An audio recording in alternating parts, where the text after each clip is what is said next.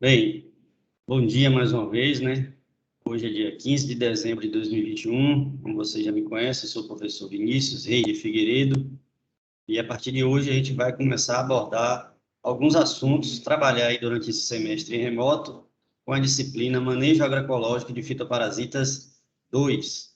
As aulas são sempre às quartas-feiras, iniciando às 9, entre 9 e 11 horas. Mas antes de a gente abordar os conteúdos em si, é importante que vocês conheçam a metodologia, a dinâmica dessas aulas remotas e como vocês também serão avaliadas nas atividades que são feitas fora do horário de aula, que são as atividades assíncronas. Então, eu apresento para vocês aí, como vocês podem ver na tela, o plano de ensino da disciplina, é esse que a gente vai detalhar inicialmente, antes de começar a nossa abordagem no dia de hoje. Bom, a aula, como você já sabe, ela está sendo gravada e fica disponível no canal aí, Vinícius Reis, _oficial, no YouTube, para que vocês possam depois tirar qualquer dúvida. Então, vamos lá.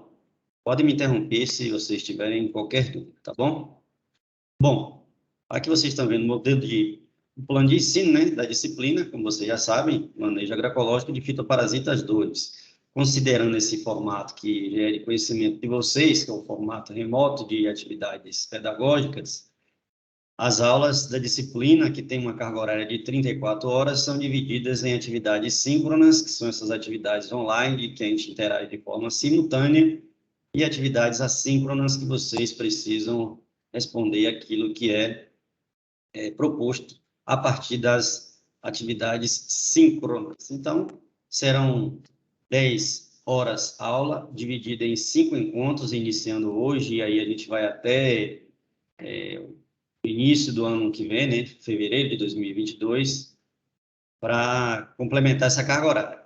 As 24 horas restantes são atividades assíncronas que a gente vai detalhar a partir de agora. Esse plano de ensino eu também vou encaminhar para vocês aí, a partir do nosso canal de comunicação direto, que é o WhatsApp, né, a partir da criação daquele grupo específico da disciplina que tem essa finalidade de irmos interagindo de forma objetiva.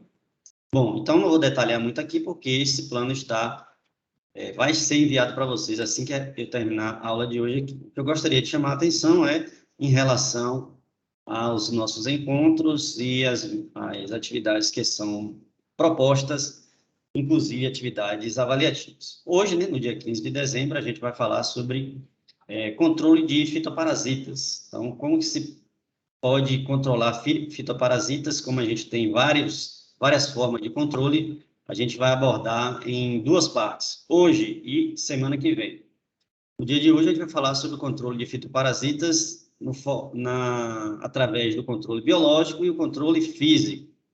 A partir da aula de hoje, a atividade assíncrona é a elaboração de um infográfico sobre um agente de biocontrole e ao final da aula sempre irei apresentar essa atividade e explicar para que não fique dúvidas, que não reste dúvidas, inclusive o que é um infográfico, que é a atividade solicitada.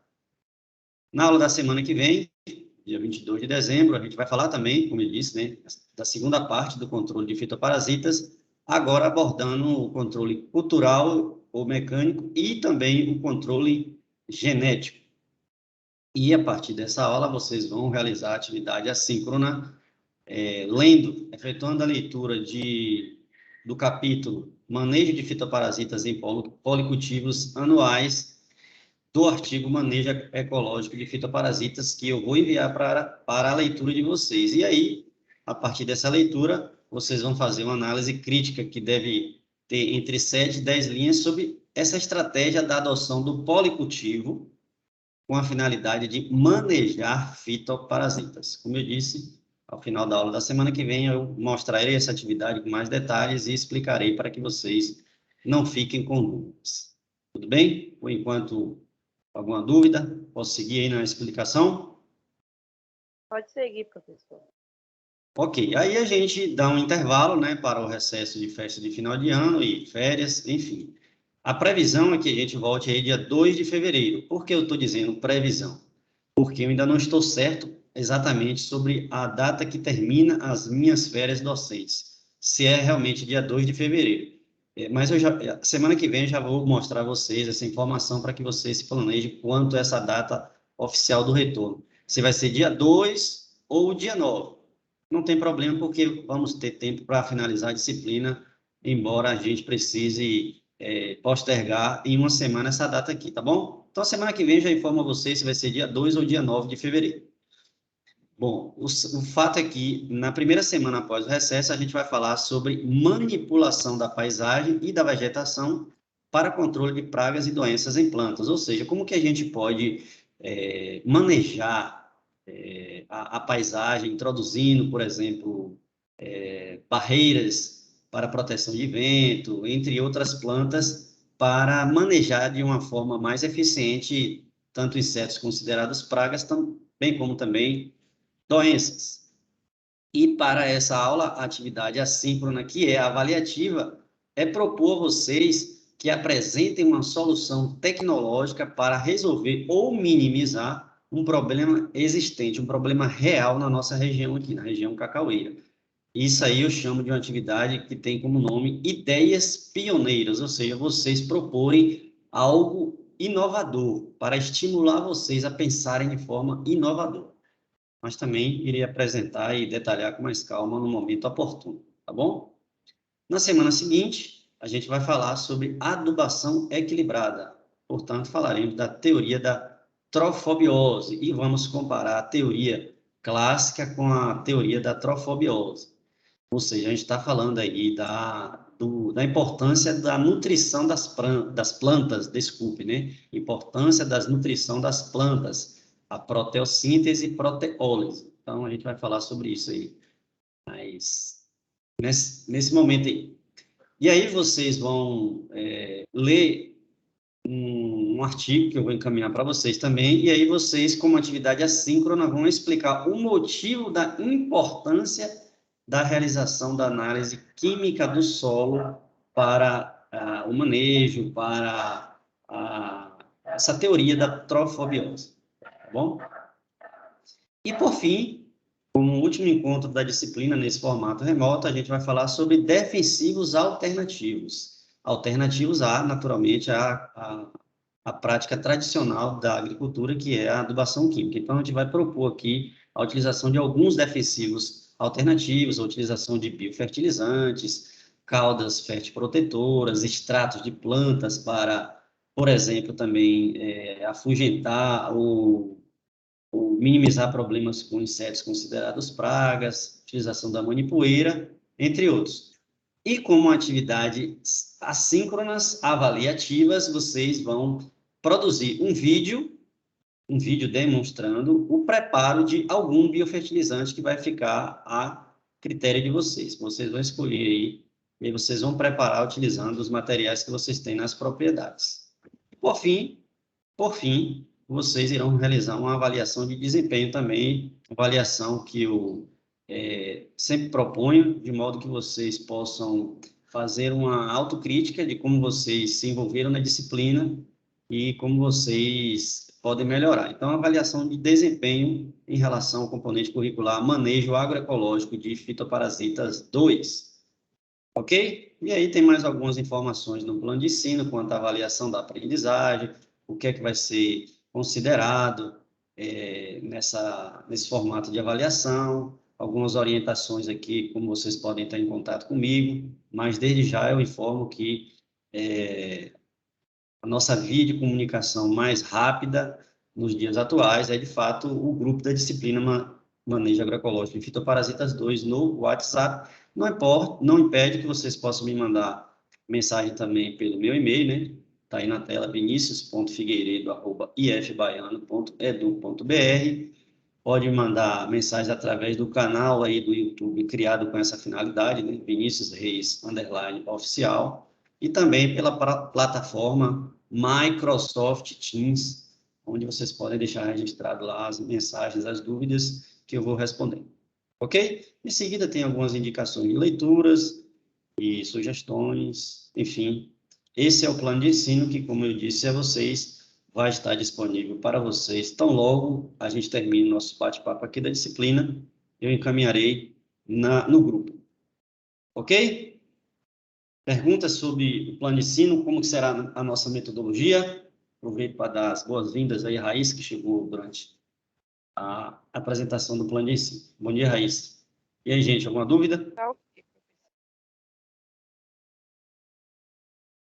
Então, se não temos dúvidas, vamos agora efetuar aqui a projeção da nossa aula de hoje e iniciar com os assuntos que estão relacionados, como vocês sabem, aí ao controle de fitoparasitas, né? Dois tipos de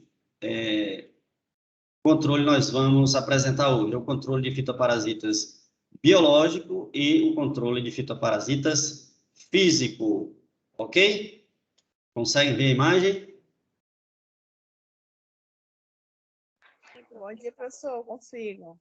Bom dia, ótimo. Vamos lá, né? Só recapitulando, né? Disciplina Manejo Agroecológico de Fitoparasitas 2. Eu sou o Vinícius, professor da disciplina, e hoje, dia 15 de dezembro de 2021, né, gente? Tá errado aí. Estou um ano adiantado. Deixa eu logo até corrigir isso aqui. Só um minuto. Não precisamos nos adiantar tanto, né? Estão conseguindo ver já?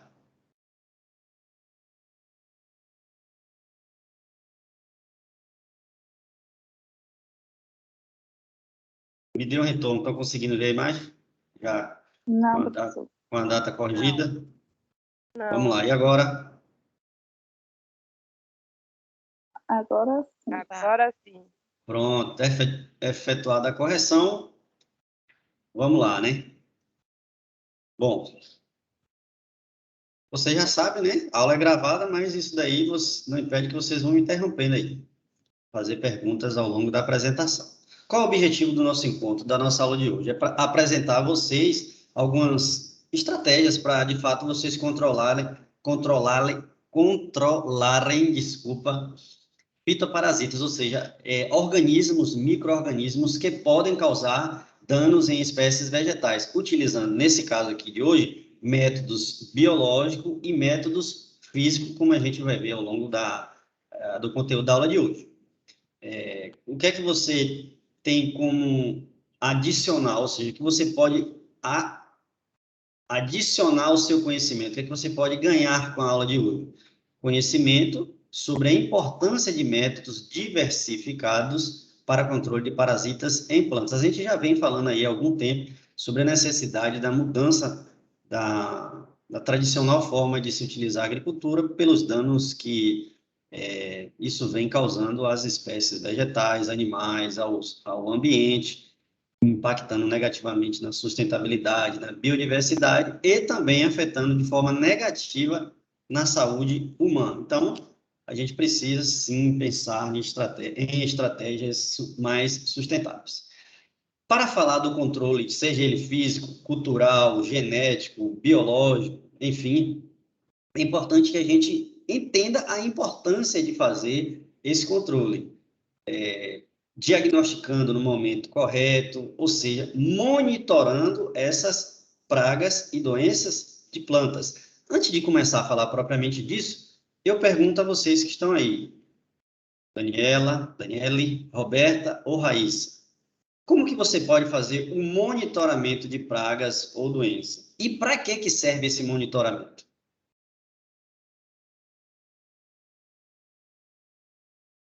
E aí, Daniele, Roberta, Raíssa, como que eu posso fazer esse monitoramento e para que serve? Professor, eu acho que observando, né? Observando. Sim, como que você vai fazer essa observação? Se existe doença ou se existe praga? Observando através se apresenta alguns sinais ou alguns sintomas de alguma praga, né? Perfeito. Perfeito. Análise sobre a presença de características do patógeno, seja a manifestação da planta, seja estruturas do patógeno, ou seja, observação de sinais, de sintomas, utilizando também amostragens rotineiras na sua área, implantando aí armadilhas entomológicas, por exemplo. Então, essas estratégias servem para a gente monitorar a praga. E para que serve? Para que você enxergue a incidência e a severidade, ou seja, a quantidade e o percentual de dano que a doença ou a praga está ali na sua área, e se isso está causando já dano econômico. Então, é importante o monitoramento nesse sentido, de nos permitir enxergar quando e se é possível já efetivamente implementar uma estratégia de controle. Então, esse monitoramento, como vocês podem ver, auxilia na observação de possíveis danos às culturas agrícolas e, consequentemente, na implementação de estratégia de controle. Nesse caso, a gente vai iniciar falando sobre o controle biológico e o controle físico. O monitoramento em campo pode ser realizado através de amostragem visual e também com auxílio de lupa de aumento para observação de estruturas de insetos, ou seja, lupa entomológica. Aqui vocês estão vendo um exemplo de citros com características diferentes. Quando eu apresento para vocês aqui diferentes frutos em diferentes estágios de incidência do ataque de praga ou doença, eu estou dizendo a vocês que o monitoramento ele pode nos indicar aqui em que estágio está a doença ou a praga na região, se está muito infestado, se há necessidade de fazer o controle e, principalmente, em que estado está a nossa área. Então, é importante que, nesse sentido, vocês compreendam a diferença entre o que é incidência e o que é severidade. Incidência, que fique claro, é a porcentagem de plantas doentes, ou parte dessa planta na sua área, na sua amostra. Incidência é o percentual de plantas ou parte de planta doente, ou seja, qual a incidência da doença na sua planta, qual a incidência da doença na sua área. É o percentual de plantas ou parte da planta doente, ok? Nesse sentido, eu digo a você que a primeira imagem aqui da laranja, ela é menos incidente do que na última imagem, onde você tem a quantidade de danos maiores. Bom, utilizando esse mesmo exemplo, o que seria a severidade? É o percentual da área ou do volume de tecido coberto pelo sintoma. Então, vejam bem, a incidência é o percentual de plantas doentes na sua área. Vamos imaginar que eu digo que você tem 10% de plantas doentes na sua área. E qual a severidade? Embora eu tenha apenas 10% de incidência na planta, a doença ali instalada ela é muito severa. Ou seja, a planta está 90% afetada pela doença. Conseguiram entender? Consegui, professor. Ótimo. Então, incidência é como que a doença está espalhada na sua área de um modo mais objetivo. Incidência é como que a doença ou a praga está instalada na sua área. E a severidade é o quanto de dano aquela doença ou aquela praga pode causar. Ou seja, quanto que está sendo realmente afetada. Ok? Ok, professor. Muito bem. Para vocês, outra imagem, onde vocês podem, inclusive, estabelecer critérios, uma escala, né, um número variando de 0 a 3, para você enxergar, por exemplo, bom, utilizando os critérios que eu acabei de colocar, de incidência e severidade, quando eu mostro essas 4 imagens aqui, eu estou falando de incidência ou estou falando de severidade? Os dois. Isto, Daniel, exatamente, os dois. Posso estar falando, utilizando os dois conceitos, incidência e severidade, com o mesmo exemplo. Então, no número 0 aqui, a gente representa uma planta sadia, ou pelo menos aparentemente sadia, né? Visualmente, ela está sadia. Na imagem número 1, ela já apresenta alguns sinais iniciais da presença da doença. No número 2, a gente já observa aqui uma planta com sintomas bastante avançados, ou seja, a incidência da doença já é bastante severa, causando muitos danos. E na figura 3 aqui, observe que a planta já está morta. Então, a presença da praga ou doença foi tão grande, foi tão eficiente que, neste caso aí, levou a planta à morte. Repetindo, incidência é quanto que a doença ou praga conseguiu se estabelecer na sua área. A quantidade de plantas ou de partes da planta que está sendo afetada. Severidade é a capacidade que esse agente patogênico aí, né, ou doença, ou inseto, ele tem de causar dano, quanto que ele é severo. Então, essa é a diferença. Vamos lá. Bom, considerando tudo isso daí, a necessidade de fazer monitoramento de praga e doença, entendendo a diferença entre o que é incidência e o que é a severidade, tudo isso nos leva à utilização de metodologias de manejo para, de forma eficiente e econômica, conseguir conviver, monitorar e controlar esses organismos que podem causar danos econômicos nas espécies vegetais que nós estamos cultivando para obtenção de lucro. Então, a gente precisa controlar esses insetos, esses fitoparasitas, seja inseto, seja outro tipo de organismo, ou até micro-organismo, que vai causar prejuízo econômico. Então, hoje a gente vai apresentar dois métodos, métodos biológicos e métodos utilizando temperatura, por exemplo, métodos físicos. Então, vamos lá. Os métodos biológicos, ao contrário do que muitas pessoas ainda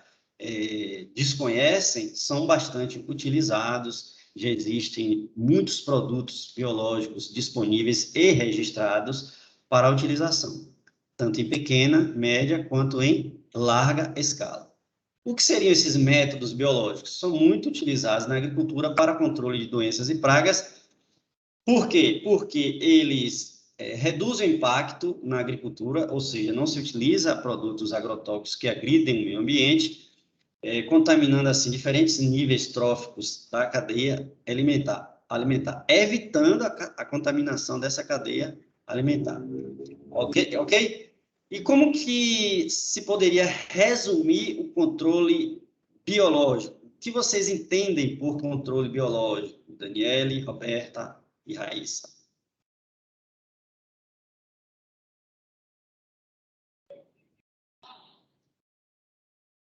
Pergunta avaliativa, Raíssa. O que é o controle biológico?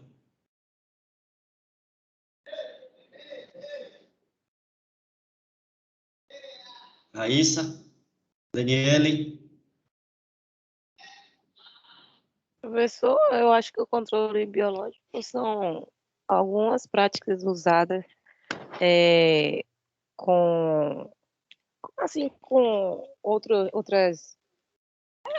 Porque acabei me perdendo na resposta, mas peraí.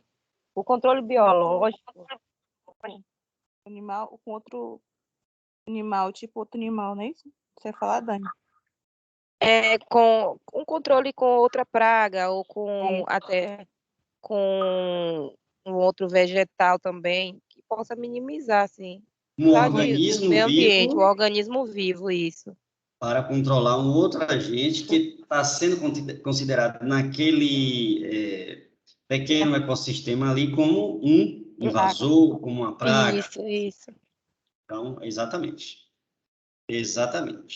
Vamos lá. Bom, eu deixo, inclusive, aqui um link de um curso, né, de cursos que a Embrapa promove sobre essa possibilidade da utilização de controle biológico. Então, a gente vai falar aí agora sobre o que é o conceito, né, do controle biológico, mecanismos, agentes de biocontrole, quais são suas vantagens e desvantagens e como que se pode obter um agente de biocontrole, né? Então, o que seria o controle biológico? Nesse caso de fitoparasitas, ele preconiza o controle de pragas agrícolas e os insetos transmissores de doença, ou seja, os vetores, né, a partir do uso de seus inimigos naturais, que inclusive podem ser insetos benéficos, predadores e micro-organismos. Então, a gente está falando que o controle biológico, na verdade, é a utilização inclusive de insetos, inimigos naturais, para auxiliar no controle ou na minimização do impacto que aquele inseto considerado praga está causando na nossa cultura agrícola. Esse é o controle, esse é o conceito, ou um dos conceitos do controle biológico, tá bom? E aí vocês estão vendo imagens, inclusive, aí desse curso, que, como eu disse, está o link aí, se vocês tiverem interesse, depois acessem para obter informações interessantes sobre cursos. Bom, quais são os mecanismos da ação do controle biológico? Como que podemos utilizar o controle biológico? Então, esses mecanismos, na verdade, são as diferentes formas como ocorre o controle biológico, através de parasitismo, competição e antibiose. O parasitismo, como vocês já devem ter ouvido falar ou imaginar, na verdade, um organismo obtém parte ou a sua alimentação completa às custas do outro organismo. Parasitismo, um organismo obtém parte ou todo o seu alimento às custas de outro organismo. Já a competição, como vocês podem observar aqui, um dos organismos ele é mais eficiente do que o outro, no que diz respeito em aproveitar os recursos ali existentes no meio ambiente. Então, essa competição ela pode ser por água, por luz, por nutrientes propriamente dito, por espaços, por território, por oxigênio, enfim, por uma série de outros elementos que estão presentes ali na natureza. Então, a competição está relacionada à disputa de espaço ou melhor, na eficiência como aquele espaço, aqueles nutrientes, aqueles elementos disponíveis na natureza são utilizados. E a antibiose é o mecanismo pelo qual o organismo produz substâncias que vão afetar, que vão ter efeito danoso em relação ao outro organismo. Elas podem ser voláteis ou não, né? Então, parasitismo, repetindo, um organismo obtém parte ou toda a sua alimentação às custas do outro organismo. Competição, eles estão ali no mesmo espaço, competindo ou sendo mais eficiente em relação ao outro, em relação aos nutrientes que estão disponíveis, até por espaço também. E a antibiose, um organismo pode produzir substâncias que vão ter efeito danoso sobre o outro.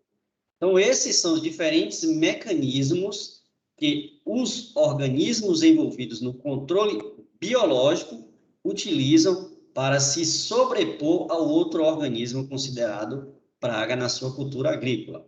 Então, temos antibiose, competição, parasitismo como diferentes mecanismos de ação do controle biológico. Conseguiram entender? Conseguiu, Raíssa? Consegui. Não estou lhe ouvindo, não. Não sei se o microfone está mudo. Bom, aproveita aí para observar que entrou aí o colega Marcos Antônio. Bom dia, Marcos Antônio, seja bem-vindo. Não sei se você já teve a oportunidade Se você já teve a oportunidade de me conhecer, sou o professor Vinícius, né? E a gente está trabalhando aqui conteúdos da disciplina de Manejo Agroecológico de Fitoparasitas 2. Tenho o hábito de deixar as minhas aulas gravadas aí. Ao final da aula, eu novamente mostrarei a forma como você pode acessar esse conteúdo, de modo que você consiga aí recuperar aquilo que foi dito no início da aula, em especial a forma que a disciplina vai ser abordada, a metodologia avaliativa, enfim, e nossas formas de contar também. Ok? E ao final da aula eu volto a falar sobre isso. Tá bom, isso. Ok. Qualquer dúvida aí durante a minha exposição, pode interromper, tá bom? Estamos falando aí inicialmente de manejo de fitoparasitas, em especial controle biológico e controle físico, que a gente não abordou ainda. Então, repetindo, para o controle biológico, a gente tem diferentes mecanismos que a gente pode fazer com que esses organismos possam, de fato, controlar aqueles insetos considerados praga na nossa lavoura, que são parasitismo, competição e antibiose. Ficou alguma dúvida?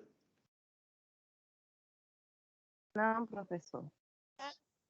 Bem, então vamos seguir aqui. Aí, como eu disse a vocês, existem inúmeros produtos que são utilizados. E aqui eu apresento para vocês uma tabela onde a gente relaciona os diferentes agentes de biocontrole. Não há intenção nenhuma que vocês leiam esses nomes e memorizem, decorem, apenas para vocês terem conhecimento de que existem metabólitos que são produzidos por organismos, por micro-organismos. Esses metabólitos tóxicos, por exemplo, podem ser produzidos por fungos, por bactérias, e podem ser utilizados contra os insetos considerados pragas, ou seja, eles podem ser utilizados contra patógenos. Aí temos alguns exemplos aqui, né? Por exemplo, um fungo chamado Trichoderma virescens produz esses diferentes metabólitos, né? Gliotoxin, gliovirin, e pode ser útil no ataque de Rhizoctonia solani, de Fitium, só para exemplificar. Então, aí temos vários micro-organismos, em especial fungos, né? E seus relacionados metabólitos e, por consequência, quais os organismos que eles podem controlar. Portanto, repetindo o conceito ou a forma do controle biológico. Você utiliza um organismo vivo, como vocês podem ver aqui, diferentes espécies, os quais podem, nesse caso aqui, produzir metabólitos que vão controlar outras espécies de organismos que estão causando danos às culturas agrícolas.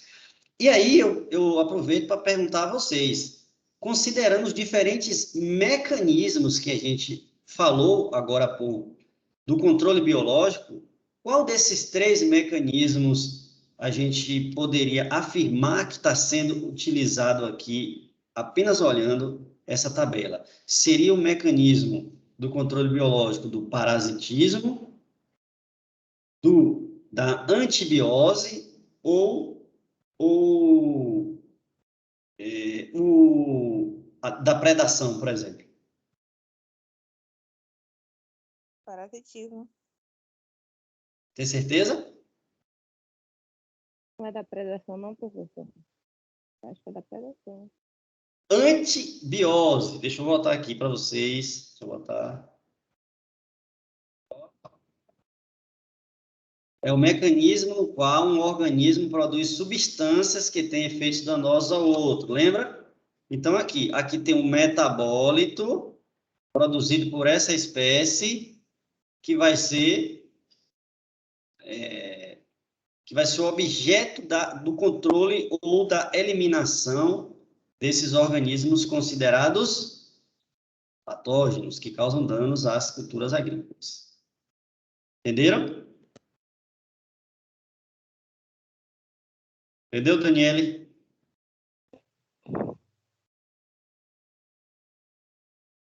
Entendeu, Daniele?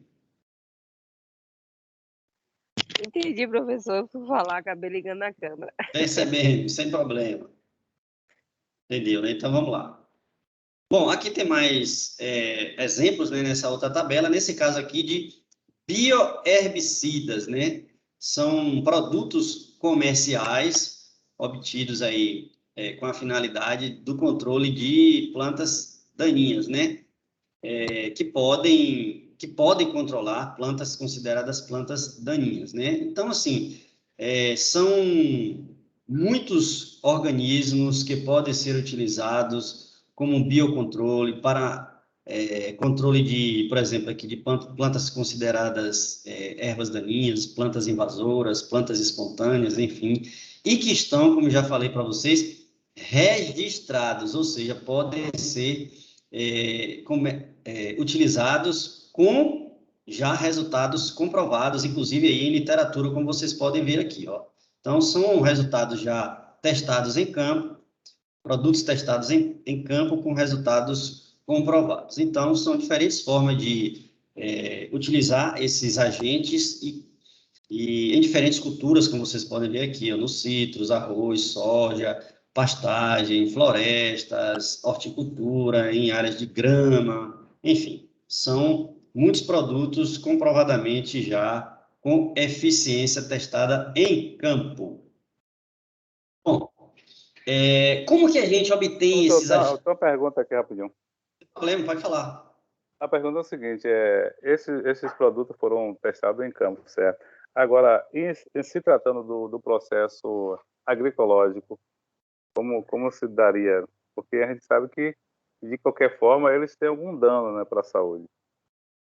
Veja bem, isso vai depender. Bom, para a transição da agricultura tradicional para a agricultura agroecológica, a gente sabe que não é um processo muito simples.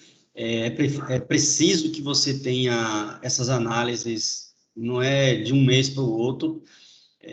Os órgãos de pesquisa, principalmente de controle nesse processo de transição, eles precisam visitar a propriedade. Muitas vezes eles chegam na propriedade, ou na maioria das vezes, né, sem um aviso prévio, justamente para avaliar como que é a sua rotina, quais são as suas práticas, de modo que no momento da fiscalização, né, vamos chamar assim, né, ou visita, você seja realmente confrontado com a sua rotina.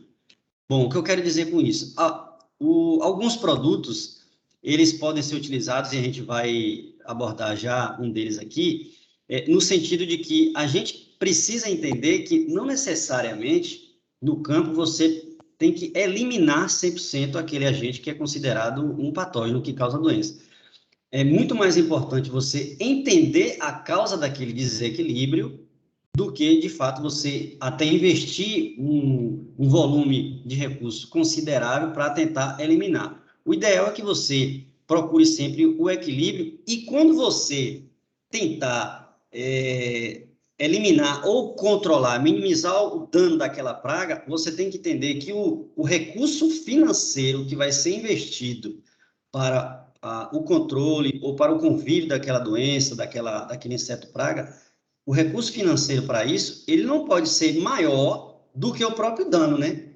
Senão, você está jogando dinheiro literalmente pelo ralo. Então, entender esse equilíbrio, e se o que você está fazendo ali, aquela ação desse controle biológico, ela não está potencializando, por exemplo, um outro desequilíbrio, é importante. E mais do que isso daí, o que a gente precisa entender nesse processo de transição, ou da própria agroecologia em si, é que há espaço para as culturas agrícolas, outras culturas que não são tradicionalmente cultivadas com essa finalidade econômica, e também os insetos que estão ali, porque a natureza, por si só, ela se mantém em equilíbrio. Por que você observa um aumento considerável de espécies consideradas pragas? Porque algum desequilíbrio está acontecendo ali. E é importante enxergar o que provocou esse desequilíbrio em si. Entendeu? Marcos, né? Marcos Antônio. Sim, entendi, sim. Bom, sim, o que são esses agentes de biocontrole? E, especialmente, como que você pode produzir esse agente de biocontrole? Aqui tem um exemplo, né?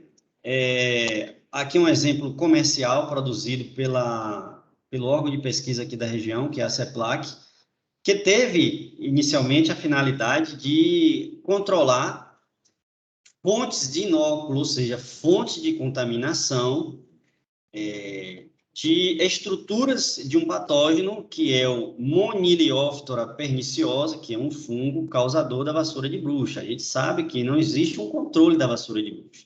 O que você pode fazer é tentar minimizar a quantidade de inóculo, ou seja, de fonte de contaminação desse fungo, porque esse fungo ele pode permanecer em galhos, em ramos de cacaueiro, em especial em frutos contaminados, frutos doentes, que ficam amontoados ali, na maioria das vezes, dentro da sua própria área. Isso é uma fonte de contaminação. Se é um inóculo, ou seja, ali tem estruturas presentes desse patógeno, desse fungo, que podem contaminar outras plantas da sua área, plantas sadias, por exemplo.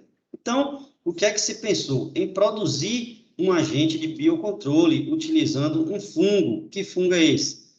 Tricoderma, é um fungo que pode ser produzido a partir da utilização de arroz, como vocês estão vendo aqui, né? Se produz arroz, então os grãos de arroz, eles são pré-cozidos, e aí vão servir como fonte de alimentação para o crescimento desse fungo chamado Trichoderma estromático. Então, o fungo ele vai crescer sobre esses grãos, e aí depois, servindo como fonte de alimentação para o seu crescimento, desenvolvimento, reprodução.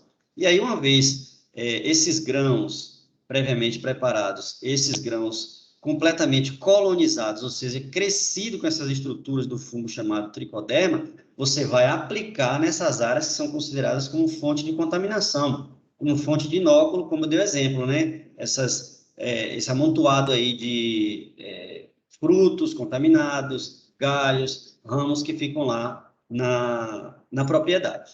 Então, e aí eu trago essa imagem para vocês aqui para mostrar como se pode obter esses agentes de biocontrole, nesse caso aqui é um produto comercial chamado Tricovab, que faz referência ao tricoderma, que é o nome do fungo, e Vab de vassoura de bucha, né? Então, esse foi o nome adotado pela CEPLAC para fazer a comercialização.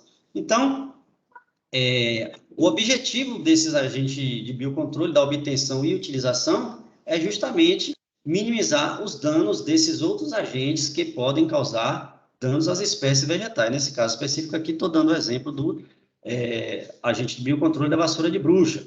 E aí eu trago essa representação para vocês aqui, já demonstrada na disciplina Manejo Agroecológico de Fitoparasitas 1, que é o chamado tetraedro da doença. A gente tem diferentes elementos que podem estimular, ou seja, interferir de modo positivo ou negativo no desenvolvimento, surgimento e desenvolvimento da doença, né? Então, são hospedeiro, ambiente, patógeno e o homem. Então, o homem pode interferir de forma negativa ou positiva no desenvolvimento ou controle da doença. Neste caso aqui, a gente está observando que o homem está interferindo de forma positiva, ou seja, estamos utilizando um agente de biocontrole para que essa relação hospedeiro-patógeno-ambiente ela seja desfavorável ao patógeno, ou seja, que o patógeno não cause tantas lesões no hospedeiro assim. E isso está sendo interferido pelo homem ao utilizar o agente de biocontrole, ou seja, utilizando um organismo vivo, nesse caso, um micro-organismo, né, um fungo, Trichoderma estromático, para impedir que novas contaminações sejam realizadas nos seus cacaueiros através dessas fontes de contaminação aí presentes nos restos culturais, frutos, folhas, ramos aí de árvore de cacau contaminada pelo fungo Monilióftora perniciosa, causador da vassoura de bucha. Alguma pergunta? A pergunta é a seguinte, professor. No caso, o homem, ele é o quê? O inimigo natural, seria então? Porque ele age de forma para beneficiar e prejudica? Esse seria o caso? Então, veja bem, considerando essa imagem que é o chamado tetraedro da doença, né? A gente tem que o hospedeiro, isso aqui para a gente considerar um processo infeccioso, ou seja, de surgimento, aparecimento de uma doença. Então, vamos lá. Daqui a pouco eu chego na sua pergunta sobre como o homem age de forma negativa ou positiva, tá bom? Para você entender o raciocínio. O hospedeiro é a planta, a espécie vegetal. Por que hospedeiro? Porque ele vai ser alvo do ataque de micro-organismos ou de organismos que vão causar doença. Então, para que essa doença se estabeleça, o hospedeiro ele tem que ser suscetível, ou seja, ele tem que o patógeno tem que causar dano ao hospedeiro. Se for um hospedeiro resistente à doença, não vai ter o processo infeccioso, não vai se desenvolver. Então, o hospedeiro tem que ser suscetível ao ataque, ok? O patógeno, ele tem que ter capacidade de causar doença. Ele tem que ser virulento, ou seja, ele tem que ter capacidade de causar doença. Se o organismo considerado patógeno não tem a capacidade de causar doença, naturalmente não vai ter o processo infeccioso sendo desenvolvido. E, por fim, mas não menos importante, o ambiente. O ambiente tem que ser favorável. Nesse caso aqui, a gente está falando da vassoura de bucha, o ambiente tem que ter alta umidade, calor também considerável, em torno de 28, 29 graus, para que você crie um ambiente apropriado para o desenvolvimento do processo infeccioso. Então, o ambiente tem que ser favorável ao aparecimento da doença, o hospedeiro tem que ser suscetível à doença e o patógeno tem que ser capaz de causar doença. E onde que entra o homem nesse ciclo da doença aí? Podendo agir de forma benéfica ou maléfica. Vamos lá. Imagine uma outra situação onde você precisa enxergar de fato a presença do homem. Quando o homem ele entra em uma área e ele faz uma retirada de espécies vegetais, onde ele de fato desmata de forma considerável a sua área, reduzindo a biodiversidade, a diversidade ecológica, e introduz uma única cultura, uma monocultura, então a influência antrópica, o homem entrou naquela área ali e agiu de forma negativa. Por quê? Porque ele reduziu a biodiversidade existente, destruindo todos os inimigos naturais, e introduziu uma única cultura, uma monocultura. Então, se aparecer algum patógeno naquela área ali, que é capaz de causar doença naquela espécie que você introduziu, na monocultura, rápida e facilmente, esse patógeno vai conseguir se reproduzir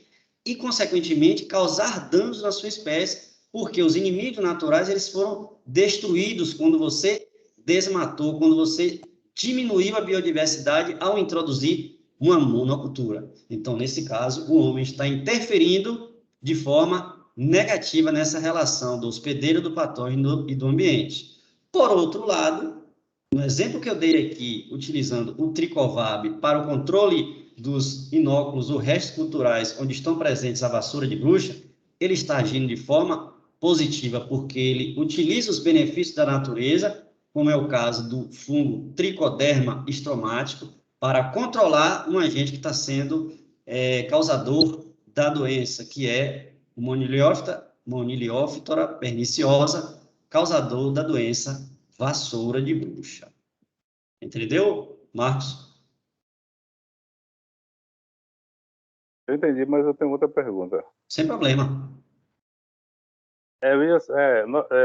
Analisando todo esse ambiente favorável em relação à vassoura de bruxa, quando você tem agora um processo de clonagem, né? Ele já vem, todo aquele clone já vem preparado e, de certa forma, você vai observar numa determinada área ainda, né, a presença de vassoura de bruxa. O que é que eu posso dizer agora desse controle? Bom, veja bem, o que eu estou informando para você é que esse tipo de controle biológico, esse agente de controle biológico aí, que é o Tricovab, ele é utilizado não para eliminar vassoura em árvores vivas. Veja bem, a gente está falando aqui do controle biológico em restos culturais, quando você remove as partes afetadas pela planta, pela doença, e coloca esses restos culturais amontoados ali, como casca de fruto, ramos, folhas, aquilo ali vai servir de fonte de contaminação para outras plantas. Então, esse agente de controle biológico aí, ele vai atuar ali, nos restos culturais, e não nas espécies, ou desculpa, nas plantas que estão apresentando vassoura de bruxa. Entendeu a diferença? Entendi.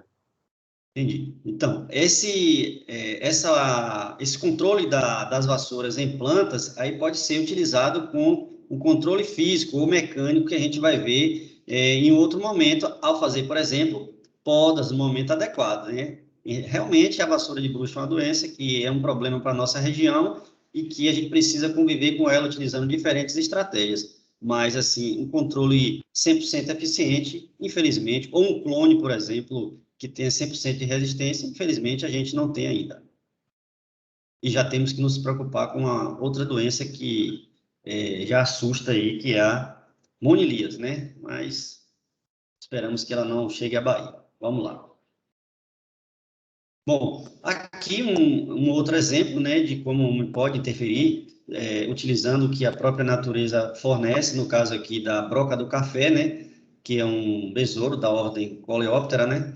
Então, pode ser pulverizado na área aí um fungo chamado Bovéria baciano, é um produto que já é utilizado e de forma muito eficiente no controle dessa broca do café, que é a principal praga, né, da cafeicultura, como vocês podem ver aqui, causando orifícios na parte comercializável, né, que são os grãos, e danificando naturalmente em relação à textura, sabor, enfim. E esse fungo, como vocês podem ver aí, ó, ele não causa nenhum dano nas folhas, no fruto, ele é específico, ele mata o besouro, a gente chama de fungo entomopatogênico, ou seja, ele tem a capacidade de colonizar a estrutura do inseto, matando o inseto, mas não mata a planta, não danifica frutos, não danifica folhas, ou seja, ele é um controle eficiente e específico para o controle da broca, do besouro. Considerado, como você como já falei aqui, a principal praga da cafeicultura. Ok? Podemos seguir? Professor, aí no caso seria um mecanismo de parasitismo, né? Isso, perfeito, Daniela, exatamente. Controle biológico do tipo parasitismo, mecanismo parasitismo. Perfeito. Bom, é claro que toda técnica, todo manejo vai apresentar algumas vantagens, outras desvantagens, e a gente vai abordar algumas daqui, né? Bom, em relação às vantagens, primeiro aqui, os resíduos que os agrotóxicos deixam e causam danos à saúde, né? No caso da utilização desses produtos, controle biológico, eles são seguros para o agricultor e consumidor, e principalmente no que diz respeito à preservação da diversidade biológica, não contaminando aí aquilo que a gente vai consumir, os alimentos produzidos pelas plantas, bem como os ambientes. A gente está falando do conceito de sustentabilidade, não esqueçam disso. Bom, a utilização também de agentes de controle biológico vai reduzir o risco de seleção de organismos resistentes. O que significa dizer isso? Quando a gente faz a utilização da agricultura tradicional, utilizando agrotóxicos, inseticidas, por exemplo, você vai aplicar na sua área um inseticida, só que esse inseticida ele não vai eliminar todos os insetos considerados pragas. Alguns deles vão conseguir sobreviver, eles resistem àquela ação do inseticida. Por que isso é um problema? Porque esse inseto, ele, após essa aplicação, sobreviveu e ele vai se reproduzir. E esses insetos provenientes daquele inseto, ou seja, os seus indivíduos da sua geração, eles se tornam mais resistentes à ação daquele produto químico. Ou seja, se você utiliza a mesma dosagem em um segundo momento, você não consegue mais matar aquele inseto. Isso, naturalmente, eu estou falando ao longo de várias aplicações, tá?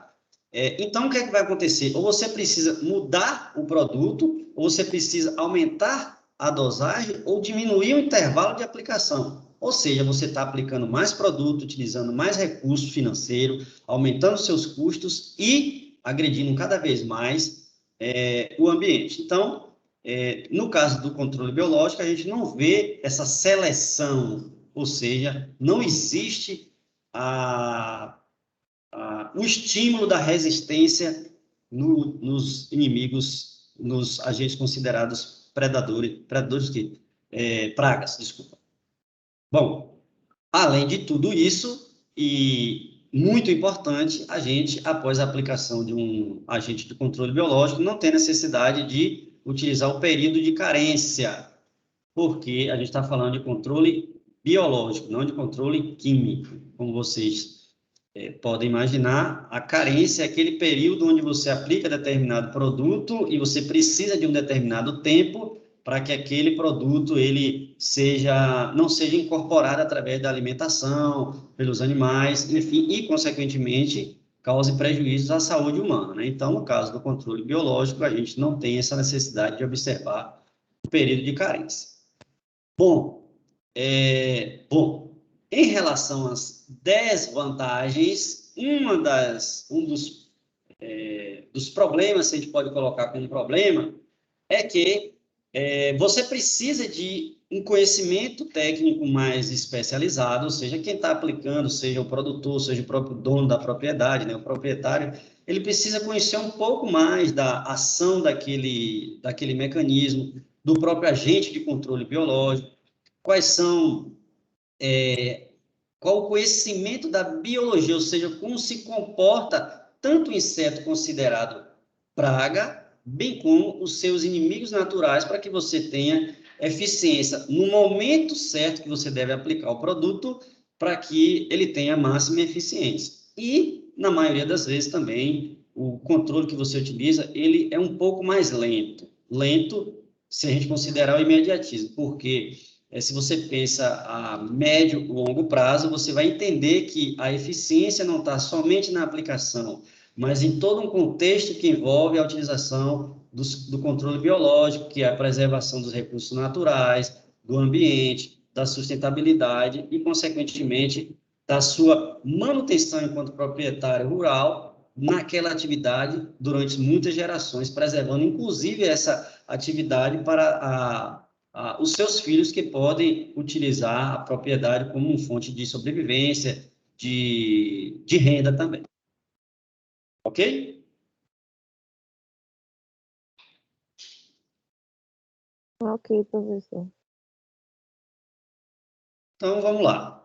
Essa segunda parte está relacionada aos métodos físicos. Existem vários. A gente vai abordar aqui alguns deles, né? Então, os métodos físicos, como vocês podem ver aqui, eles vão atuar diretamente sobre o patógeno ou sobre partes da planta onde o patógeno pode se estabelecer, né?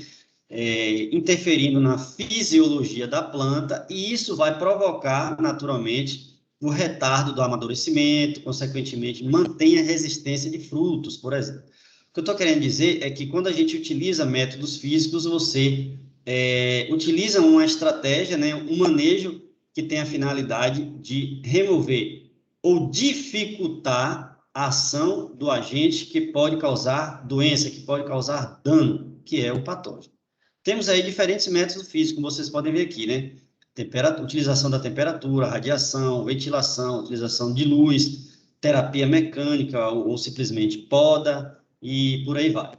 Um desses exemplos da utilização do método físico é a solarização. São métodos que podem envolver algum esforço adicional no que diz respeito a esforço financeiro, né? Investimento financeiro, mão de obra, enfim, que a gente vai falar agora aí. Bom, o que seria essa solarização? Já ouviram falar? Primeiro, antes de começar a comentar isso, vocês já ouviram falar do que é a solarização? Eu já ouvi já na cultura de cacau. De quê? Qual cultura, Daniela? Você falou, não ouvi. De cenoura e de cacau também. Bom, a gente observa muito, realmente, com hortaliças. Nessa imagem aí, vocês têm uma breve ideia do que seria a solarização. A função principal é você fazer a desinfestação do solo. Desinfestação no sentido de que você pode eliminar ali larvas de insetos considerados pragas, principalmente organismos que vivem ali no solo, como nematóides, algumas sementes de plantas invasoras ou daninhas ou plantas espontâneas que vão competir por espaço, luz e nutrientes com a sua cultura principal, né? Então, o que consiste a solarização? É a utilização do sol, da energia solar, para aquecer o solo e aí eliminar ou fazer a desinfestação desse solo, né? Então, aqui você tem uma imagem, né, do uso da técnica da solarização como uma alternativa para preparar o solo, né? Então, isso tem que ser feito previamente ao plantio. Então, você tem que preparar o solo fazendo a solarização previamente ao seu plantio, né? Algumas semanas, 2 ou 3 semanas antes de realmente você utilizar o plantio. E é importante que se faça isso com o solo úmido, né? Então, você, com o solo úmido, você vai e faz a cobertura do solo, ok? E aí, deixa a ação do solo, a solarização, incidir sobre o seu solo, como você está vendo aí nessa imagem, né?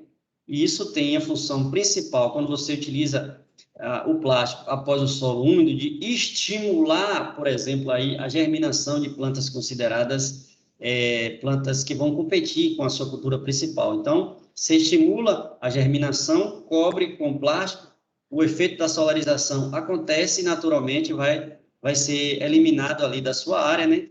Como vocês podem ver. Isso pode ser feito de forma manual em áreas menores ou, como vocês podem ver aqui, em áreas bem maiores, utilizando máquinas e implementos que vai fazer a cobertura do solo com esse plástico, que você já deve imaginar que tem essa função, né, de aumentar, elevar a temperatura do solo a partir da incidência da energia solar. Essa é a função. Bom, eu trago para vocês aqui um exemplo, né? Eu fiz questão de pessoalmente fazer isso em uma determinada área, né? Então, vocês podem ver aqui que foi uma área selecionada por mim para, de fato, mostrar a vocês como isso pode funcionar na prática, uma vez que a gente não pode estar presente aí no campus ainda, né? Em função do contexto da pandemia. Então, e aí o que é que eu fiz? O que é que eu fiz? Eu rocei a área, né? Preparei, como vocês podem ver, um pequeno canteiro para fazer a utilização dessa técnica e testar a eficiência. Então, uma vez a área preparada, preparei, como vocês podem ver aí, 2 canteiros pequenos, né? Como eu disse anteriormente, é importante que a gente faça umedecer, né, o solo para estimular o crescimento aí de surgimento de algumas germinação de algumas plantas que podem competir, né? Então, aí após umedecer, aí foi feita a cobertura, em uma leira apenas, viu, gente? Então, fiz a cobertura de uma leira e a outra leira, ela ficou descoberta, justamente para a gente testar o efeito da solarização. Será que funciona mesmo? Vamos ver aqui nas imagens. Bom, então, após algumas semanas, né, nesse caso específico aqui, 2 semanas, 2 ou 3 semanas, foi feita a retirada do plástico, como vocês podem ver, a outra leira, ela ficou descoberta, tá bom? Foi feita a remoção do plástico e efetuado o plantio. Após aí 3 semanas, nesse caso, né, foram 3 semanas, foi efetuado o plantio. Então, uma leira ficou sem plástico, a outra com plástico, e aí fiz o plantio das mudas, ok? As mudas previamente preparadas, como vocês podem ver aqui, foi feito plantio, nesse caso aí, utilizei rúcula. E aí, observe que na leira, onde não fiz a utilização do plástico para a solarização, testar o efeito do sol realmente no solo, apareceram sim algumas mudas, né? Foram germinadas algumas mudas aí, mas nem se compara com o canteiro onde a gente tem o efeito da solarização, testando de efeito, nos dando um resultado positivo em relação a esse controle físico, utilizando especificamente a temperatura, ou seja, a solarização, ela apresentou um efeito positivo no que diz respeito a maior eficiência no crescimento e germinação de hortaliças. Nesse caso aqui, de rúcula. Ok?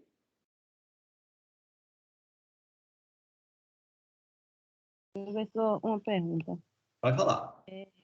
No que cresceu, né, que teve a germinação da rúcula, não apresentou nenhuma germinação de uma outra espécie vegetal, não? Em qual dos canteiros? No que fez a solarização? Apresenta sim. Apresenta, mas assim, não tem nem como comparar, viu, Daniele? O que não tem a germinação, ou, desculpa, o que não tem a cobertura, cresce muito mais. Por quê? Porque as sementes estavam ali. E aí, sob a influência do sol e chuva, né, ela germina. Criou as condições ideais, ela germina. Mas, no caso da cobertura, do canteiro que tinha cobertura, houve sim a presença de plantas, né, espontâneas, mas em um número bem mais reduzido. Ou seja, isso vai diminuir o seu trabalho, o seu manejo ali, porque a gente sabe que horta vai sim apresentar essa necessidade de fazer o manejo ali diário. Nesse caso também de remoção dessas outras plantas que vão competir por espaço e nutrientes. Tá bom? Ô, professor, Oi. se na leira ali que ficou o plástico, que eu já vi esse processo até aqui na horta, né? Se fizesse um plantio ali entre espaço na própria leira, deixando o plástico, também seria considerado como solarização? Sim, sim. Eu ia falar sobre isso aqui agora mesmo. Você pode, inclusive, depois, em vez de tirar o plástico, você pode fazer um corte, né? Um corte aí ao longo da leira e fazer o plantio das sementes ali. E deixar somente germinar somente na parte onde está cortado e entre uma linha, né? Uma linha e outra, deixar com a cobertura. Não sei se foi isso que você perguntou, mas você pode manter a cobertura plástica, sim. Foi isso mesmo. Pode sim, pode sim. Existem locais que justamente é feito assim. Por exemplo, em cultivo de morango, isso é muito tradicional. Porque tem duas funções, né? Você mantém, né, essa proteção adicional e o fruto, por exemplo, no caso do morango, ele não fica em contato com o solo. E aí você sabe, se fica em contato com o solo, a tendência é ele apodrecer e provocar danos, né? É muito maior. Então tem essa dupla função. Bom, Agora, professor, sim. Olha só, e teria também agora um processo de umidade maior, não é isso? Tem. Nesse caso, teria que escolher a cultura agora, já que tem esse processo de umidade? Culturas onde você vai observar que existe maior probabilidade de ter incidência de doença fúngica, você tem que ter cuidado, porque a umidade em excesso, com certeza, vai estimular o aparecimento de doenças fúngicas. Então, se você sabe que, por exemplo, no cultivo da rúcula, a gente não vai ter tanto problema com doença fúngica, aí você pode manter. Se você tem, por outro lado, espécies que você já tem na literatura lá, bem descrito que durante o ciclo da cultura você tenha probabilidade de surgir doenças fúngicas que são estimuladas pelo excesso de umidade, é bom você evitar. Agora, mais do que isso, é bom que você tenha uma área onde você tenha, se você quer manter a sua cultura, por exemplo, o morango, e você sabe que precisa de muita água, então o importante é que você tenha uma área ventilada, você vai precisar irrigar, mas que tenha ventilação para que o excesso de umidade ele não fica estabelecido ali, porque é uma cultura que é afetada por doenças fúngicas. Então, você tem que evitar estimular na sua área ali condições que propiciem o surgimento de doenças, de patógenos que vão causar doença à sua cultura. Então, o ideal é sempre tentar escapar dessas estratégias do patógeno de modo a estimular mais a planta e não estimular o surgimento dos patógenos, ou seja, não criar condições para que o fungo ou as doenças dos patógenos causem danos à sua cultura agrícola. Nessa imagem aí, ó, a gente tem outros exemplos de solarização. É claro, como eu falei, algumas dessas estratégias vão demandar mais esforço. Aqui são os coletores solares. Vocês estão vendo aí uma estrutura feita onde você tem aqui ó, canos de PVC, tá vendo? Cano de plástico, coberto também com uma cobertura plástica, e aqui dentro desses canos você coloca o solo. É claro que vocês vão fechar essa parte de baixo aqui, né? Fica fechado, coloca o solo pela parte de cima, deixa o solo aí sob a ação do sol durante pelo menos 72 horas, né? Aí depois você vai utilizar esse solo que que sofreu a influência do sol durante esse período, como vocês podem ver aí, coloca aí em carro de mão ou qualquer outra estrutura que você possa transportar para a sua área onde vai ser feito o plantio. Então, é uma outra estratégia conhecida como solarização, como vocês podem ver, demanda mais tempo, mas tem um efeito interessante do sol sobre o solo, impedindo aí, por exemplo, o surgimento de nematóides, que são patógenos que vivem no solo, que causam danos às raízes e que podem afetar negativamente o crescimento e desenvolvimento das raízes de plantas, comprometendo todo o seu ciclo de produção. Vamos lá. Bom, aqui o exemplo que foi trazido até pelo colega aí, Marcos, né? Então, além da estufa, né, da proteção de plástico aqui, que impede do efeito danoso direto de insetos, de excesso de chuva, tem aí a proteção adicional do plástico contra esses elementos que eu falei e impede, por exemplo, aí o excesso de esporulação, ou seja, é uma estrutura de um fungo que... o que é o esporo? É uma estrutura de reprodução. A partir do esporo, o fungo ele se reproduz. Quando você utiliza essas estufas aí, adicionando também aqui a proteção do plástico, vocês vão observar que você está criando condições que impedem a germinação, a reprodução de patógenos, nesse caso o fungo, que vão causar danos a essa cultura aqui. Aqui são plantio de morango. Além de tudo isso daí, o produtor ainda colocou aqui, ó, uma cobertura no solo, tudo isso daí, entre as linhas, né? Tudo isso daí para impedir excesso de umidade.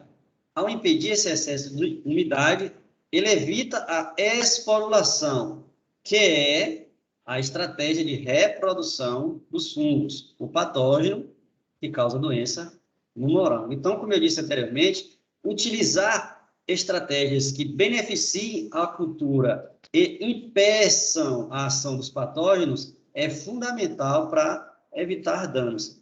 Isso não significa dizer, gente, que a gente vai ter 100% de êxito, mas o conjunto dessas estratégias utilizadas, o manejo integrado, vai fazer com que a gente tenha mais chance de ter sucesso e minimizar os danos com patógeno. Afinal, a gente está lidando com fenômenos naturais. A agricultura em si, ela lida com esses fenômenos naturais, com excesso de chuva, excesso de umidade, seca prolongada. Então, a gente tem que utilizar as ferramentas, o manejo que a gente tem em mãos para evitar o quanto possível esses danos. Tá bom? Alguma pergunta? Não, professor, pode continuar. Vamos lá. Outra estratégia de controle físico, como vocês podem ver aí na imagem, é, de fato, a poda, né? A remoção de partes que já estão afetadas por patógenos, por insetos, ou plantas com tecidos mais envelhecidos, que não vão favorecer a planta. Pelo contrário, estão ali sugando nutrientes, mas já estão em um estágio muito avançado do ciclo de vida da planta, que não estão beneficiando. Pelo contrário, estão, entre aspas, roubando nutrientes que poderiam ser translocados para a produção de frutos, produção de novas folhas, folhas mais tenras, que vão captar energia solar e realizar a fotossíntese. Então, a poda é, sim, uma forma de controle físico. E existem diferentes tipos de poda que podem ser feitos, como vocês podem ver aí, no coqueiro, em plantas ornamentais, aqui vocês estão vendo na cultura do café, entre tantas outras culturas, mas o mais importante é que vocês entendam que o controle físico pode ser, o exemplo do controle físico pode ser a poda também. E aí eu trago aqui para a nossa região, né, a importância do controle da poda no cacaueiro. Não sei se vocês já viram essas imagens aí, mas são ilustrações de amostras de formatos, né, arquitetura de plantas de cacaueiro, com copas no campo aí. E aí eu gostaria de perguntar a vocês, antes de apresentar de fato aqui um modelo ideal, como que vocês imaginam que no cacaueiro seria uma poda, um formato de planta adequado, né? Ideal? Existe a poda de formação, né, no caso. Isso. Essa poda de formação, ela tem a função de dar um formato que a planta consiga sustentar bem o peso dos frutos, ter uma boa aeração, facilitar os tratos culturais e, principalmente, com essa aeração bem estabelecida, não estimular muito o aparecimento de doenças fúngicas, que a gente sabe que existem algumas doenças fúngicas no cacaueiro, como podridão parda, a própria vassoura de bruxa, e também fazer a captação ideal de fotossíntese. Então, aí estão alguns exemplos aí. Se você não deixa, se você não conduz, melhor dizendo, a planta, né, ao fazer a poda na época correta e sob a orientação técnica, claro, e a CEPLAC pode auxiliar muito nisso, né, que é o órgão que tem essa função, entre outros órgãos que temos pela região, naturalmente você vai ter diferentes formatos e a planta gasta energia, né, nesses formatos desordenados. Na hora de fazer o manejo, os tratos culturais, o produtor ele vai ter mais dificuldade. até se você utiliza algum implemento, alguma tração animal ou mecanizada na sua propriedade, você vai ter mais dificuldade justamente porque o plantio ou a condução da poda não foi feita em época correta ou como deveria ser feita, né? Então, como eu falei anteriormente, né? A planta do cacau, ela por si só, ela gasta muita energia. Essa energia, por ser uma árvore, ela é utilizada para o crescimento, né? Que a gente chama de vegetativo, ou seja, das partes, como folha, como caule, como troncos. E uma menor parte, ela é conduzida para a produção, né? Formação dos frutos.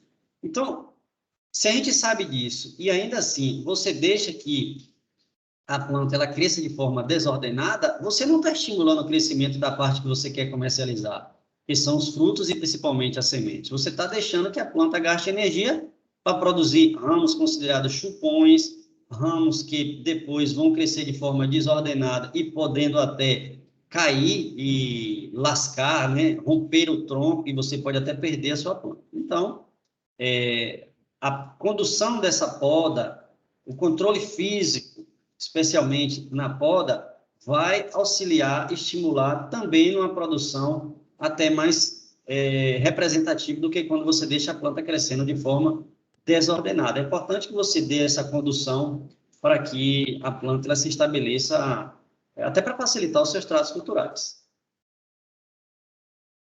Professor, Bom, pode falar. O senhor está falando aí, mas a gente sabe que tem os chamados cacaueiros velhos também, né?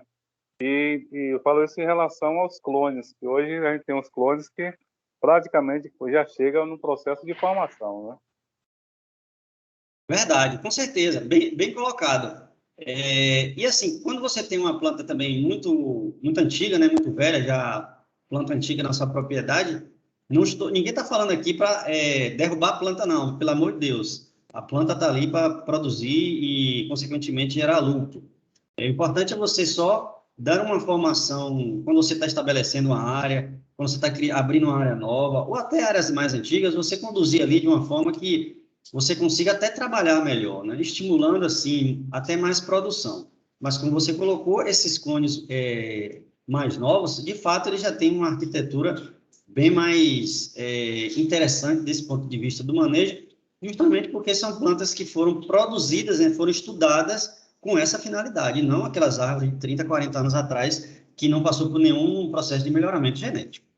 Tá bom? Aí, nessa imagem, eu trago para vocês também algumas imagens aí de orientações, né? Na verdade, de exemplos em uma área, como vocês podem ver aqui, ó, nessa imagem, por exemplo, né? A planta cresce de forma desordenada, não tem nenhum tipo de condução, de poda, e aí, olha o que pode acontecer aqui, né? A árvore com uma idade um pouco mais avançada, ela pode aí, ó, romper. E isso daí não é, o produtor não tem essa intenção, né? De perder uma planta, de perder uma planta que está lhe gerando renda, né? Então, a intenção de fato é fazer com que a gente tenha nessas plantas desde cedo uma condução de poda que favoreça a produção e também, insisto em dizer,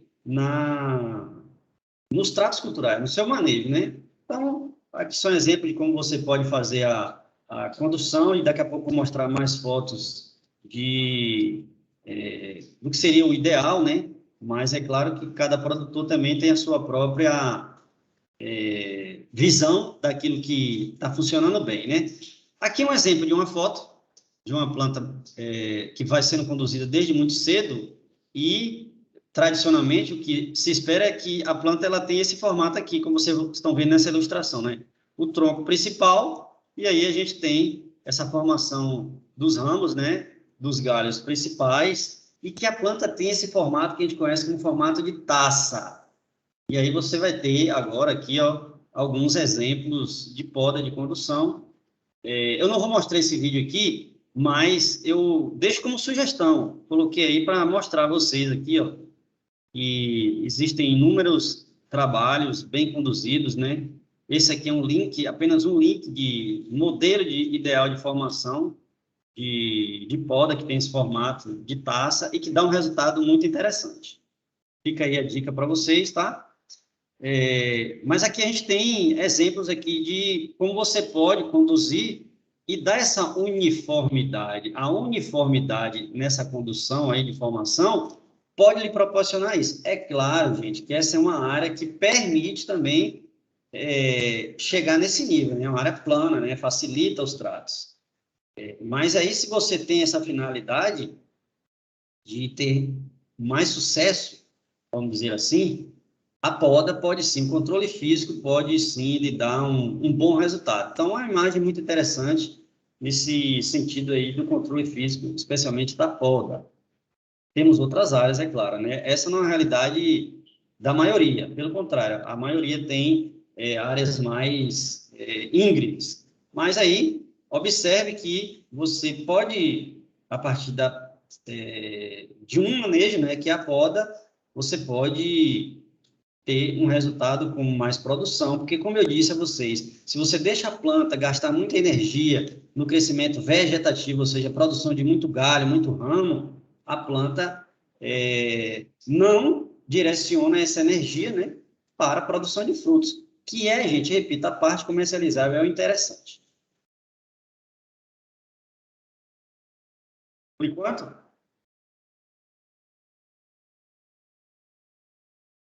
Ok, professor. Muito bem. Em áreas que é possível, vocês podem ver aqui, né?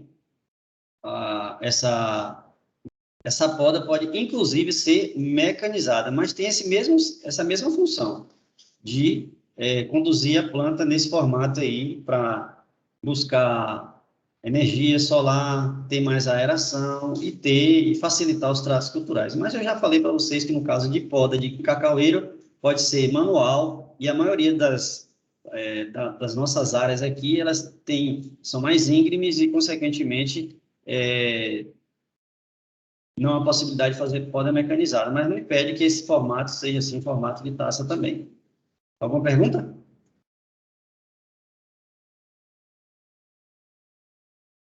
Bom, a gente tem outros exemplos de plantas, como eu falei no início, cacau, café, tem a poda da bananeira, tudo isso aqui para mostrar a vocês que o controle físico ele pode ser eficiente aqui, né?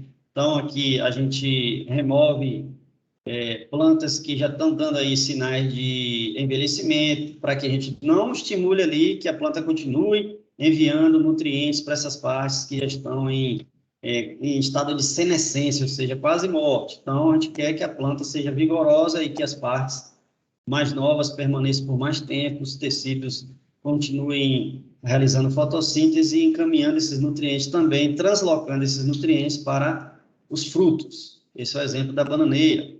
No caso do mamoeiro, não é muito interessante em plantios comerciais você deixar a planta crescer muito, até porque vai dificultar a sua colheita, os seus tratos culturais. Então, é importante que em determinado momento, ali a planta com 1 metro, 1,5 metros, você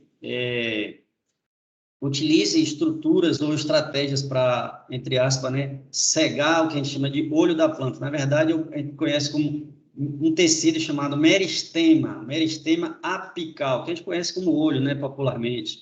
Ao impedir que esse meristema que vocês estão vendo aqui em destaque continue crescendo, a planta crescendo verticalmente, eu falo, né, para cima. Então, ela vai começar a produzir ramos laterais. Esses ramos aí costumam ser bastante produtivos. Aqui é um exemplo, né, do que eu acabei de falar, né? Então, você pode fazer a poda do meristema apical, ou conhecido popularmente como o olho da planta, e pode até colocar um impedimento físico. Eu já vi algumas imagens, como aqui, esse produtor, ele amarrou com um arame e colocou até um pedaço de madeira, né, para, de fato, impedir que essa planta ela continue crescendo verticalmente, né, para cima. E aí, o resultado pode ser esse aqui, né, plantas menores, com mais uniformidade de tamanho e que os mamoeiros eles sejam mais carregados, facilitando o acesso aí daquela pessoa, do trabalhador que vai fazer a colheita. Então, o controle físico, além de estimular mais aeração, melhor condução do crescimento da planta, evitando principalmente doenças fúngicas por conta da aeração, também tem um benefício adicional, que é uma melhor uniformidade e estimula, inclusive, maior produtividade, para os exemplos aí que eu coloquei. Ok? Dúvidas?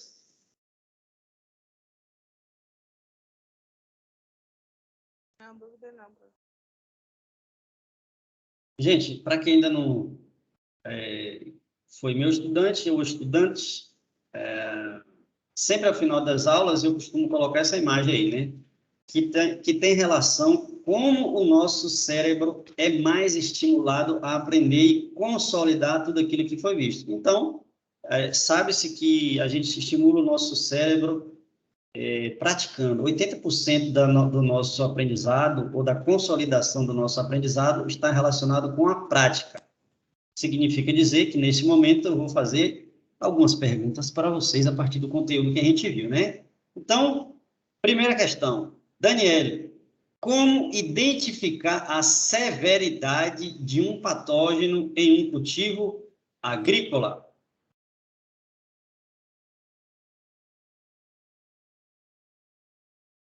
E aí, Daniele?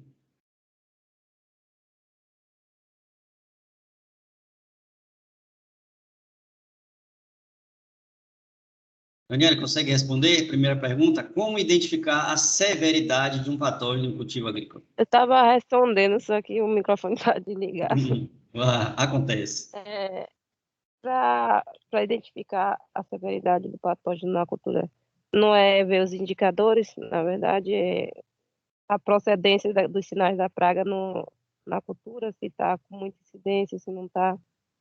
Quando está com muita incidência, é porque a severidade já identificou que há uma morte naquela praga, no caso. Veja bem, para a gente fazer monitoramento de um patógeno, ou seja, um ser que está causando doença, é importante que a gente utilize estratégia de amostragem na nossa área, instalação de armadilhas entomológicas, enfim, e fazer, de fato, inspeções na nossa área, inspeções rotineiras.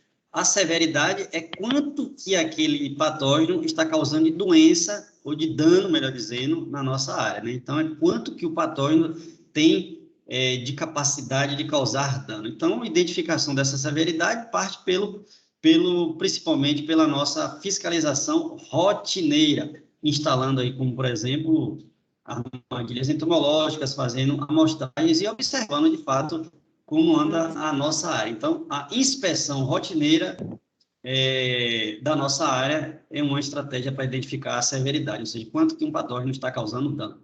Ok? Ok. Segunda questão, deixo aberta aí para Marcos Antônio ou Raíssa.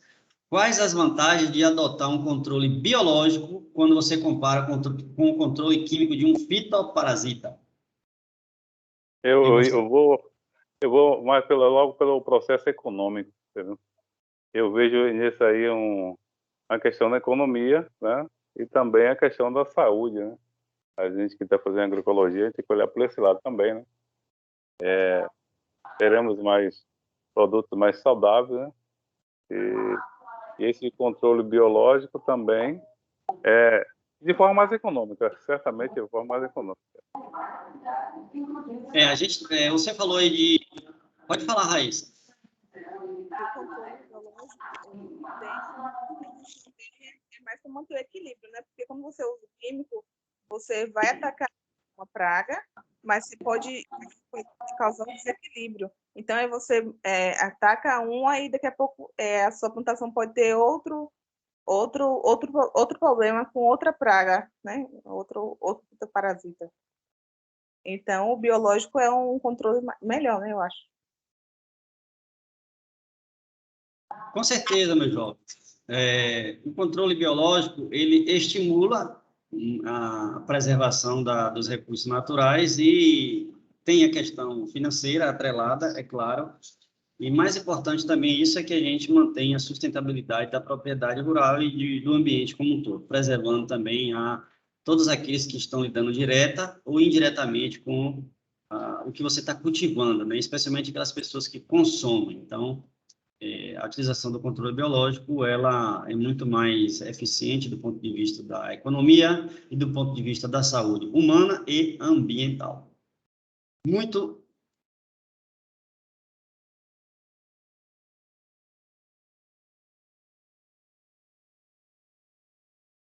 Falou não, foi mudo. Muito bem, chegamos aqui ao final da nossa aula. Agradeço a vocês pela atenção, só espero que vocês aguardem um minuto que eu vou interromper a gravação para a gente falar sobre a atividade assíncrona. Só um pouquinho. Uma pergunta. Pode falar. Na questão ali da solarização, sei lá. Solarização. Tem um tempo determinado para permanecer aquele plástico, assim, no caso de uma cultura que você não quer deixar o plástico ali? Para poder... Sim. São 3 semanas. E durante esse período aí, você vai, como eu disse, estimular, de fato, o aquecimento, né, da sua área e também esperar que, se tiver alguma planta ali, alguma planta espontânea, ela vai germinar e essa germinação, ela vai ser estimulada, mas a planta não se desenvolve porque está com plástico. Então, você estimula realmente que essa planta se desenvolva, mas a cobertura e a ação do sol vai impedir que ela vá competir futuramente com a sua cultura de interesse. Então, por isso você deixa algumas semanas. E é importante que, antes de colocar o plástico, você umedeça, né? Coloque água na sua área justamente para isso, para estimular realmente o crescimento. Entendeu? Muito bem, deixa eu só interromper a gravação aqui para ficar registrado o conteúdo e a gente vai falar sobre atividade avaliativa.